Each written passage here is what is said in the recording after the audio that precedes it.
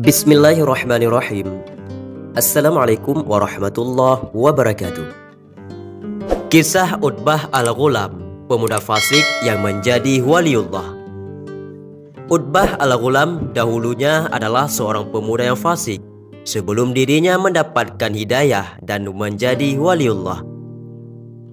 Allah Subhanahu wa Ta'ala Maha Pengampun bagi siapa saja yang mendekatkan diri padanya, sebagaimana firman-Nya dalam Al-Qur'an.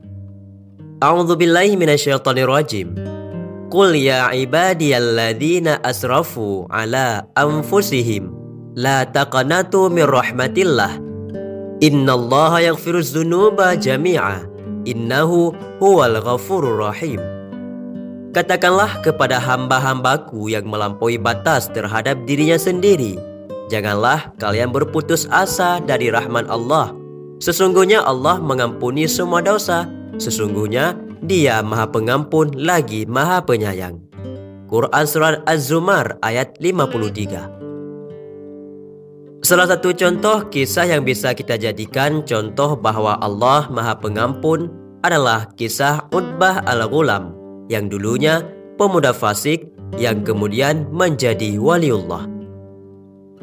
Utbah Al-Ghulam adalah salah satu dari sekian banyak waliullah atau kekasih Allah. Sebelum menjadi waliullah, Utbah Al-Ghulam dulunya adalah seorang yang fasik atau orang yang sering berbuat dosa. Di antara dosa-dosanya adalah sering minum minuman keras dan kerap membuat kerusuhan di mana-mana. Dikisahkan pada suatu hari Utbah Al-Ghulam tertarik untuk mengikuti sebuah majelis yang dipimpin oleh Syekh Hasan Al-Bisri. Ketika itu Syekh Hasan Al-Bisri membacakan satu ayat Al-Quran, yaitu surat Al-Hadid ayat 16. Alam ya'ni lilladzina amanu an takhsha'a qulubuhum li zikrillah. Belumkah datang waktunya bagi orang-orang yang beriman untuk tunduk hati mereka mengingat Allah? Syekh Hasan Al-Bisri menjelaskan tafsir dari Al-Quran surah Al-Hadid ayat 57 itu dengan penjelasan yang indah dan menyentuh hati yang membuat orang-orang yang mendengarnya menangis. Kemudian berdirilah di antara majelis Utbah Al-Ghulam yang kala itu masih muda. Dia pun bertanya kepada Syekh Hasan Al-Bisri, "Wahai taqiyal mu'minin, akankah Allah menerima taubat orang yang jahat seperti diriku?" "Ya, Allah akan menerima taubatmu dari perilaku jahat dan burukmu," jawab Syekh Hasan Al-Bisri. Mendengar jawaban dari Syekh Hasan Al-Bisri, seketika Utbah Al-Ghulam menjadi pucat wajahnya, bergetar giginya, ia berteriak keras lalu terjatuh pingsan. Ketika ia sadar, Syekh Hasan Al-Bisri mendekat padanya mengucapkan beberapa bait yang indah.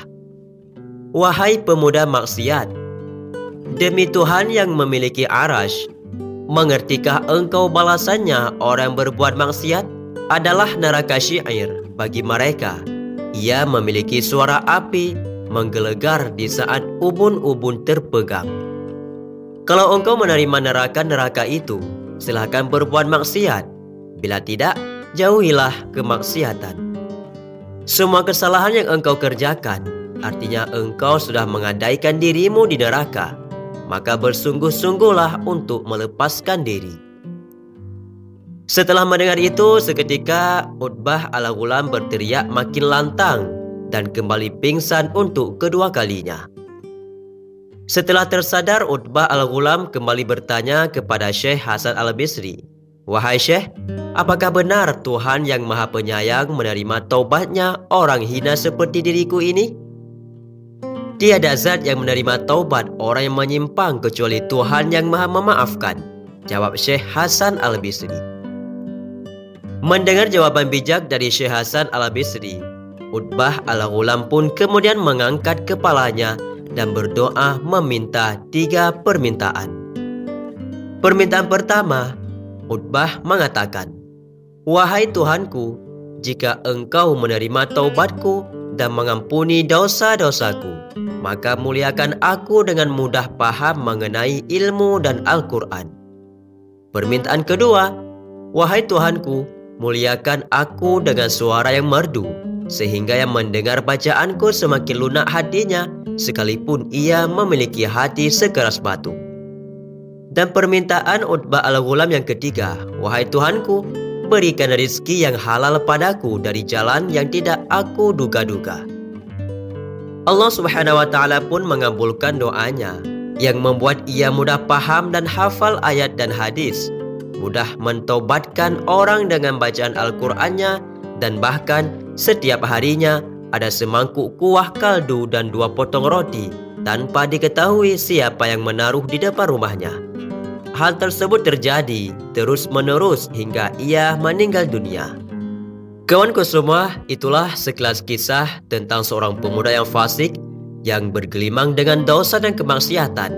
Namun di ketika ia mendengar sebuah firman Allah Subhanahu wa Ta'ala dari mulut seorang syekh, sehingga dia tersadar dan ingin bertaubat, dan dia pun menjadi waliullah yang sangat hebat.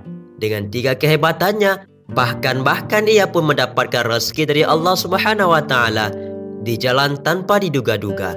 Dia mendapatkan semangkuk kuah kaldu dan 2 potong roti setiap harinya yang diletakkan di depan rumahnya.